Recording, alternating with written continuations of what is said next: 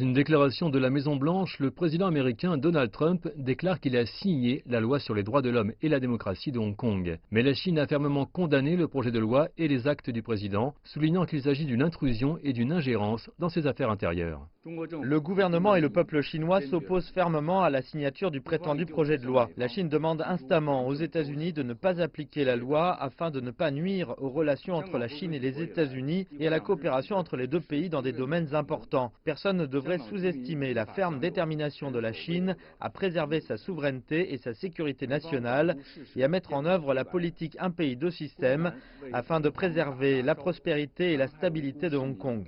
La Chine prendra assurément des mesures efficaces pour s'y opposer résolument.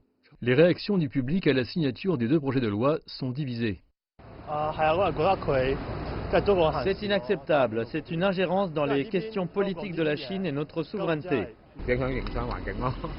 Cela va affecter notre environnement commercial étranger, notamment les questions économiques, et le marché boursier va aussi être affecté. Beaucoup de nos lois ne pourront pas passer. Je soutiens la signature des projets de loi, car ils pourraient mettre fin à la violence de la police. C'est une opportunité pour mettre la pression sur le gouvernement hongkongais. Cette occasion fait référence à l'un des projets de loi interdisant la police de Hong Kong de recevoir des exportations de certaines munitions non létales, dont les gaz lacrymogènes, le spray au poivre et les balles en caoutchouc. Les gens craignent que cela n'encourage les émeutiers à continuer les violences.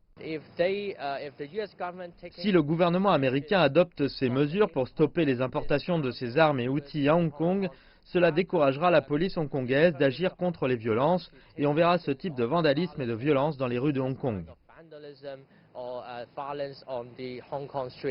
L'autre projet de loi requiert des sanctions sur les violations des droits de l'homme et une révision annuelle du statut commercial avantageux que Washington accorde à la région. Hong Kong n'est pas sujet aux mêmes droits de douane américains imposés aux produits de la partie continentale de la Chine. Le commerce entre Hong Kong et les États-Unis a atteint plus de 67 milliards de dollars l'année dernière, avec un surplus de 33,8 milliards de dollars pour les États-Unis, ce qui est plus qu'avec n'importe quel autre pays ou territoire, selon le bureau du représentant américain au commerce. Les analystes disent que toute tentative de mettre fin au traitement spécial dont jouit Hong Kong peut se faire au détriment des États-Unis eux-mêmes, qui ont bénéficié de conditions commerciales favorables dans la région. Si Hong Kong perd son statut commercial avantageux, il est probable que les entreprises américaines qui dépendent du rôle du territoire comme intermédiaire ou pour le transport maritime délocalisent leurs affaires.